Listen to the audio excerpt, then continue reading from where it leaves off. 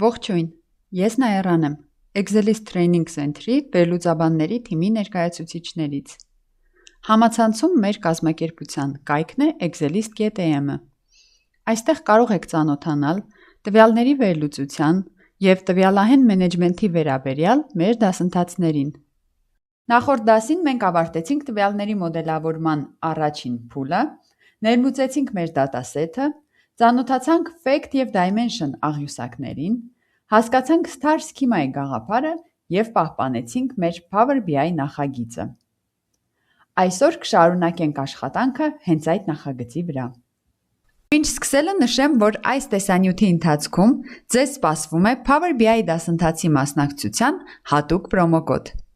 Այնպես որ եղեք ուշադիր։ Հիմա բացում ենք մեր պահպանած e-commerce sales analysis ֆայլը, որպեսզի շարունակենք աշխատել մեր նախագծի վրա։ Իդեպ, Power BI նախագծերը պահպանվում են PBIX ընդլայնմամբ։ Այս ֆայլում պահպանվում են մեր կողմից ներմուծված տվյալները, Power Query-ում կատարված փոփոխությունները, ստեղծված data model-ը, աղյուսակների միջև կապերը, հաշվարկները և հետագայում նաև մեր ստեղծած վիզուալիզացիաները։ Այսինքն, մեկ ֆայլում պահպանվում է մեր ամբողջ Power BI նախագիծը։ Նախքան հիմնական թեմային անցնելը, եկեք թարմացնենք մեր տվյալները և համոզվենք, որ Power BI-ը շարունակում է ճիշտ կապ պահպանել Excel ֆայլի հետ։ Իրական նախագծերում մենք աշխատում ենք ոչ միայն տվյալների վերլուծության, այլ նաև տվյալների աղբյուրների կառավարման հետ։ Այդ պատճառով կարևոր է հասկանալ, թե ինչ անել, եթե Power BI-ն այլևս չի գտնում սկզբնական ֆայլը։ Home ներդիրից սեղմում ենք Refresh։ Ինչպես տեսնում ենք, Power BI-ը ցուցադրում է նախազգուշացում Source Error։ Ինչու է դա տեղի ունեցել։ Պատճառը պարզ է։ Excel ֆայլը տեղափոխվել է մեկ այլ թղթապանակ։ Նման իրավիճակ կարող է առաջանալ, եթե ֆայլը տեղափոխենք, վերանվանենք կամ նույն նախագիծը բացենք մեկ այլ համակարգչում։ Power BI-ը հիշում է տվյալների աղբյուրի սկզբնական հասցեն և եթե այդ հասցեում ֆայլը այլևս չկա, կապը խզվում է։ Սակայն այս խնդիրը հեշտությամբ կարելի է լուծել։ Խնդիրը լուծելու համար Home ներդիրից ընտրում ենք Transform Data-ի ներքևի սլաքը, այնուհետև Date Source Settings։ Բացվում է պատուհանը, որտեղ տեսնում ենք մեր Excel ֆայլի ներկայիս հասցեն։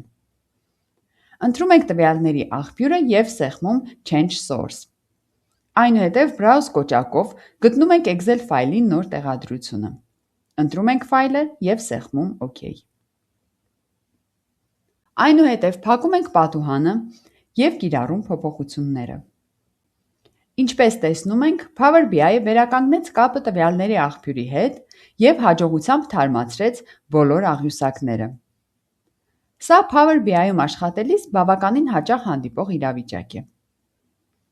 Ուստի կարևոր է իմանալ դրա լուծումը։ Այժմ անցնենք մեր դասի հիմնական թեմային։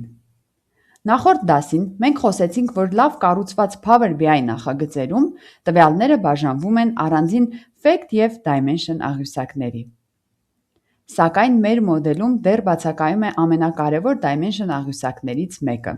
date dimension-ը կամ օրացուցային աղյուսակը։ Այստեղ կարող է հարց առաջանալ։ Եթե Orders աղյուսակում արդեն ունենք Order Date սյունակը, ապա ինչու է անհրաժեշտ ստեղծել առանձին օրացուցային աղյուսակ։ Օրինակ, եթե ցանկանում ենք հասկանալ, ինչքան վաճառք ենք ունեցել 2024 թվականին, ինչպես են վաճառքները փոխվել ամիս առ ամիս, որ ամիսներն են ավելի ակտիվ եղել, միայն Order Date սյունակով նման վերլուծություններ կատարելն այնքան էլ հարմար չէ։ Ժամանակային վերլուծությունների համար Power BI-ում ընդունված պրակտիկա է ունենալ առանձին օրացուցային աղյուսակ, որը պարունակում է ամբողջական օրացույց բոլոր ամսաթվերով։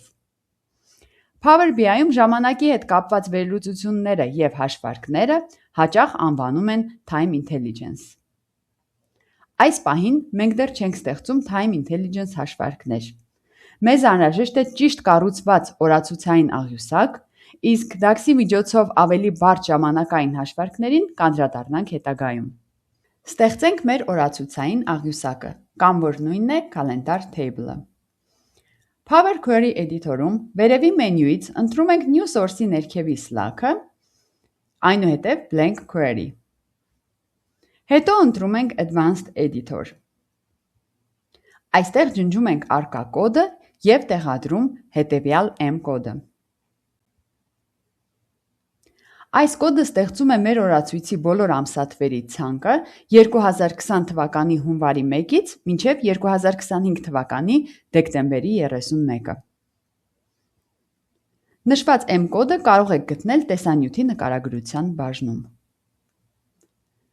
Անհրաժեշտության դեպքում պարզապես փոխեք սկզբնական և վերջնական ամսաթվերը, դրանք համապատասխանեցնելով ձեր տվյալների ժամանակահատվածին։ Հիմա սեղմում ենք Done։ Այս պահին մենք ստացանք ամսաթվերի ցանկ։ Այժմ այն պետք է վերածենք աղյուսակի։ Դրա համար սեղմում ենք To Table կոճակը և բացված պատուհանում թողնում ենք լռելային կարգավորումները։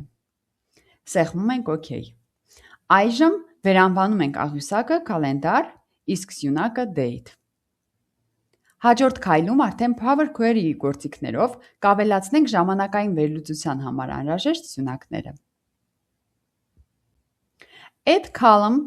Date գործիքների միջոցով ստեղծում ենք Year, Quarter, Month, Month Name, Week, Day of Week։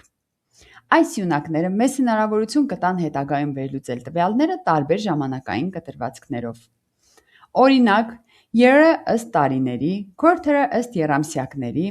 Month-ը ըստ ամիսների, Week-ը ըստ շաբաթների։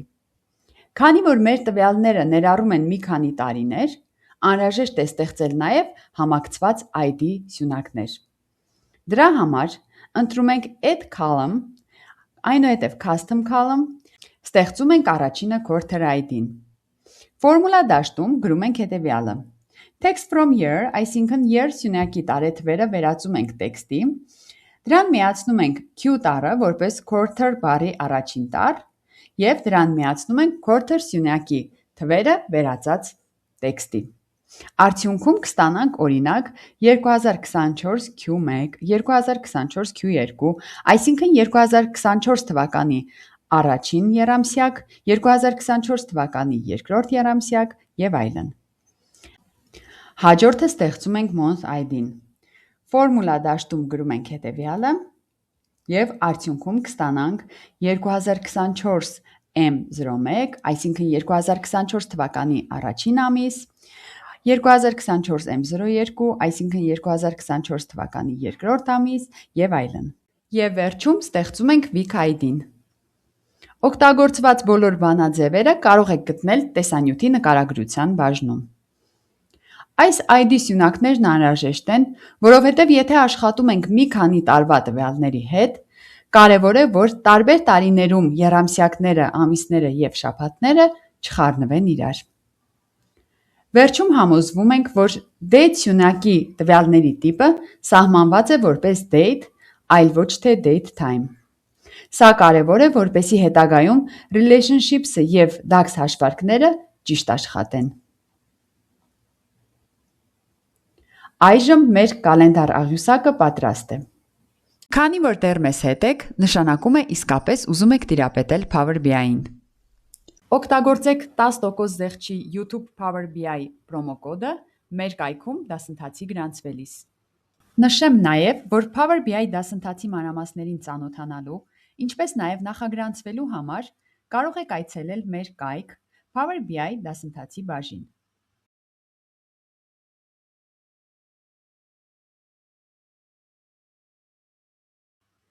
Նախագրանցվելու համար սեղմում եք նախագրանցում կոճակին, հետո սկսել, հետո լրացնում համապատասխան դաշտերը և հաստատում, որից հետո մենք կապ կհաստատենք ձեզ հետ։ Կամ կարող եք կապվել մեզ հետ նշված հեռախոսահամարով։ Անցնենք առաջ։ Ընտրում ենք Close and Apply, որպեսզի փոփոխությունները կիրառվեն Power BI-ում։ Այնուհետև անցնում ենք Model View։ Այստեղ արդեն տեսնում ենք մեր նոր կալենդար աղյուսակը։ Կապ ստեղծելու համար կալենդար աղյուսակի Date դաշտը տեղափոխում ենք Orders աղյուսակի Date դաշտի վրա։ Power BI-ն առաջարկում է ստեղծել relationship։ Քանի որ կալենդար աղյուսակում յուրաքանչյուր ամսաթիվ հանդիպում է միայն մեկ անգամ, իսկ orders աղյուսակում նույն ամսաթիվը կարող է հանդիպել բազմաթիվ պատվերներում, ստանում ենք one-to-many մեկը շատին հարաբերություն։ Այս դեպքում կալենդարը one կողմում է, իսկ orders-ը many կողմում։ Ստուգում ենք նաև, որ relationship-ը լինի ակտիվ։ Այստեղ ուշադրություն դարձնենք նաև cross-filter direction կարգավորմանը։ Այն որոշում է, թե որ ուղղությամբ կարող է ֆիլտրը տարածվել աղյուսակների միջև։ Star Schema մոդելներում սովորաբար օգտագործում ենք single ուղղությունը։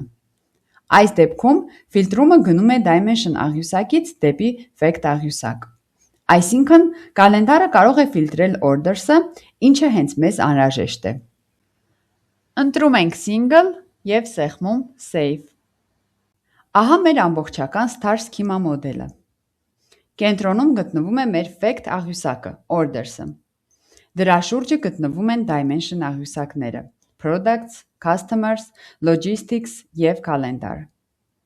Բոլոր dimension աղյուսակները ուղղակիորեն կապված են orders-ի հետ։